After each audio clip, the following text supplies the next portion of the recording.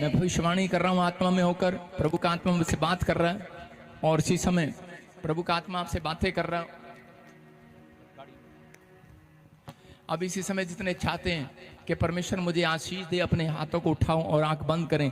आज अलीशा के बर्थडे पर प्रभु के आत्मा ने मुझे कुछ बातें कही और मैं आपके सामने रख रहा हूं वो प्रोफेसियां जिनको लगता है कि मेरी मंजिल, मेरी ब्लेसिंग रुकी हुई है या मेरा सफर पूरा नहीं हो रहा। जिस चीज के लिए आप मेहनत कर रहे हैं, दौड़ रहे हैं, संघर्ष कर रहे हैं, उनके लिए प्रभु ने कहा आपकी प्रार्थना आपको मुसीबतों से पार कराएगी। इस साल में आपकी प्रार्थना व्यर्थ नहीं जाएगी, आपको जल्दी खुशखबरी मिलेगी यीशु मसीह के नाम में। और इसी समय अपनी मंजिल आप आसान होता देखेंगे।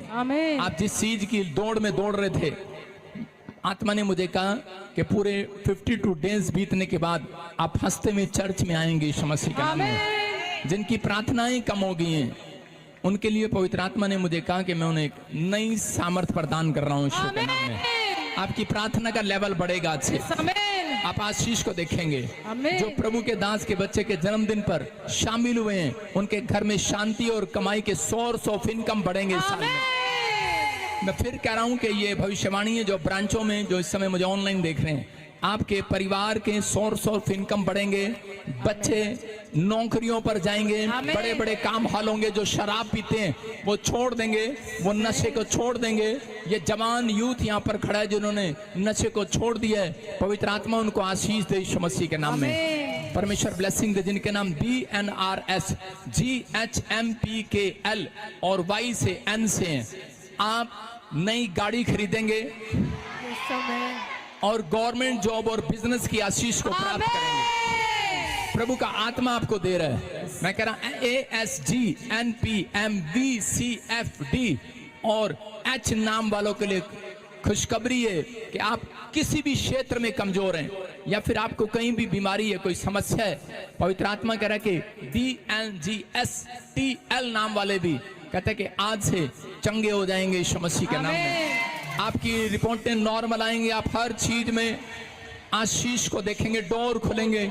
जो ब्रांच में लाइव जुड़े हुए हैं, जो पवित्र आत्मा ने मुझे कहा है वो बोल रहा हूं कि इस साल अगर वो ईमानदार रहे और वफादार रहे, करे इस चर्च के साथ, पवित्र आत्मा कह रहा है परमेश्वर के साथ वफादार रहे। ये नहीं कि मुझे ये नहीं मिला, वो नहीं मिला, कंप्लेंट करते रहे परमेश्वर को। पवित्र आत्मा कह रहा है वफादारी वो है जो कंप्लेंट नहीं करता, ईमानदारी से चलता है। परमेश्वर ने कहा इस साल में वो अपना फल पाएंगे, सबसे बेस्ट फल। एक बेस्ट फल आएगा, बेस्ट गवाही आएगी, बेस्ट टेस्टमनी आएगी।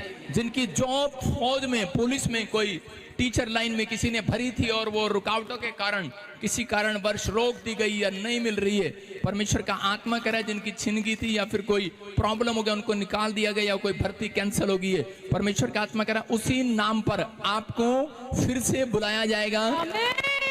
आप पास होंगे, आपको जॉब पर रखा जाएगा यीशु मसीह के नाम में। आपका फेवर होगा इस साल में यीशु मसीह के नाम में। जो अब तक मां नहीं बनी है उनके लिए खुशखबरी है। क्या आप ताड़ी बजा सकते हैं? यस। जो मां नहीं बन पा रही है उनके लिए खुशखबरी है। पवित्र आत्मा मुझे कह रहा है जो बाप नहीं बन पा रहा है उनके लिए खुशखबरी है। जिन माओं ने अपने बच्चों का सुख नहीं देखा उनके लिए गुड न्यूज है, वो सुख देखने वाली है। परमेश्वर ने कहा कि ए नारी, उस समय में वो चिंता कर रही थी और वो क्रूस पर था, उसने उस नारी की चिंता किया। भविष्यवाणी उन लोगों के लिए जो इस समय यहाँ पर खड़े हैं, और प्रभु ने मेरे को एक ड्रीम दिखाया। चुका है मेरे भाई बहनों, नॉर्मल सी बात है, जो लोग नहीं जानते वो ऐसी ही बात करेंगे। हमारे परमेश्वर ने हमें शिक्षा दी है कि हमें शांत रहना है, किसी भी हालत में, किसी भी मुश्किलों में हमें अपना क्रोध जाहिर नहीं करना है, क्योंकि जब हम क्रोध कर देंगे तो हमारे साथ बहुत कुछ बुरा हो सकता है। परमेश्वर ने हमें शांति का परमेश्वर दिया है, क्योंकि हम लोग जब प्रार्थना सभाएं लगाते हैं, जब प्रार्थनाओं में जाते हैं, वहां पे हमें गुप्तों में जाके प्रार्थना करनी पड़ रही है। उसका मुख्य कारण क्या है, इस पे हमें गौर करना है। और क्यों ऐसा हो रहा है? क्योंकि हमारा परमेश्वर कोई ऐसा परमेश्वर नहीं है जिसे हम बोलने में शर्माए। हमारा परमेश्वर ऐसा परमेश्वर नहीं है कि उसके कोई दाग है जिसे हम छुपा रहे हैं। हमारा परमेश्वर कोई ऐसा नहीं है जो कुछ अनर्थ कर रखा हुआ है कि हम उस वजह से आज गुप्त स्थानों में जाके प्रार्थना करते हैं। हमें प्रार्थना करनी है, हम दिल खोल के सबके लिए प्रार्थना कर सकते हैं। जब हम इस चीज को अपने अंदर डाल देंगे कि अपने पड़ोसी को बताते हुए हमें झिझक ना हो, हमें कोई खौफ ना हो। जब हम बंद कमरे में किसी चीज को करते हैं तो लोगों की शंका जाहिर होती है। हमें परमेश्वर की बातों को सुनना तो है, परंतु उसे बयां करना भी आना चाहिए। हमें क्लियर बताना आना चाहिए कि हम क्या करते हैं, कैसे करते हैं और क्यों करते हैं। हम किसके आदेश से करते हैं और किसके लिए करते हैं और इससे हमारा क्या फायदा है। जो लोगों को ये लगता है कि जहां पर चर्च बन जाती है, जहां पर जो 4 लोग प्रार्थना करने लग जाते हैं, वहां पर धर्म परिवर्तन होना शुरू हो जाता है। इन्हें इस चीज का खौफ इसलिए क्योंकि ये लोग खुद अभी तक अपने आप को क्लियर नहीं कर पा रहे कि ये लोग हैं क्या। क्योंकि जो धर्मांतरण की बात करते हैं ये इन्हीं के बीच में से है। मैं आपको आज मैं बताता हूँ इसका मुख्य जड़ क्या होता है कि जब हम चर्चेस में प्रार्थना करते हैं, वो अधकच्चे ज्ञान लेके हमारे पास से चले जाते हैं, और जो लोग परमेश्वर को नहीं जानते वो जाके बाहर ये बता देते हैं कि हमें ये बोला गया कि हमें मूर्ति पूजा नहीं करनी है, हमें किसी के आगे दंडवत नहीं करना है, हमें इससे बात नहीं करनी है, हमें बुराई में नहीं जाना है। तो ये सब चीजों के उल्टा ही अर्थ लेकर वो लोग चले जाते हैं। तो मेरे भाई बहनों, मैं आपसे रिक्वेस्ट करूंगा कि इस समय में जो भी फादर हैं, चर्च है, पासवान है, जो लोग चर्चें चला रहे हैं, उन्हें बेखौफ चर्च चलाने का अधिकार है। सरकार भी उन्हें रोक नहीं सकती, किसी भी तरह का उन्हें कोई प्रकोप उनके ऊपर कोई असर नहीं कर सकता, और वो ये खुद भी जानते हैं कि इस चीज का कोई असर नहीं होगा।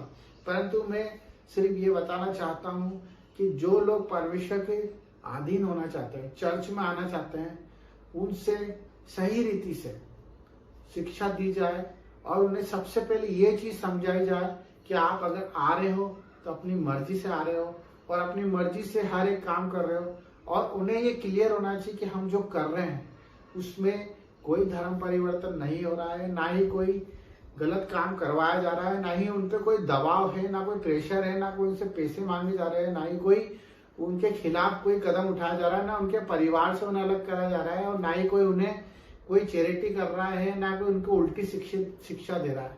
हमें कड़क स्वभाव में आके ये काम करना पड़ेगा, क्योंकि बहुत से ऐसे लोग हैं जो सिर्फ अपने फायदे के लिए चर्च में आते हैं, प्रार्थना सभाओं में जुड़ते हैं कि हमारा कल्याण हो जाए, हमारा फायदा हो जाए, और उस फायदे के चक्कर में जब उनका फायदा नहीं होता है तो वो उसको नया मोड़ देकर एक गलत धारणा पैदा कर देते हैं। मेरे बहुत से ऐसे प्रतिनिधि हैं, बहुत से ऐसे लोग हैं जिनको मैंने देखा है, मैं भी उनको बताया हूँ प्रभु के बारे में, और वो लोग चर्च गए भी सही है और उसके बाद उन्होंने उसको नई व्याख्या दी है कि वहां पर ऐसा ऐसा होता है, वहां पर वैसा वैसा, क्योंकि उनको पता ही नहीं है, क्योंकि उन लोगों ने परमेश्वर का स्वाद नहीं चखा है। मैं आप सबसे निवेदन करना चाहता हूँ, प्रार्थना करना चाहता हूँ कि आप लोग थोड़ा सा कड़क स्वभाव में आ जाएं, क्योंकि इन्हें लगता है कि परमेश्वर ने हमें सिर्फ शांत स्वभाव दिया, सहन करने की ताकत दी है और हमें सिर्फ चुप रहने का आदेश दिया। ऐसा नहीं है। हमें सच के लिए प्रभु ने बोलने के लिए कहा है कि हम सच बोलने से ना घबराएं।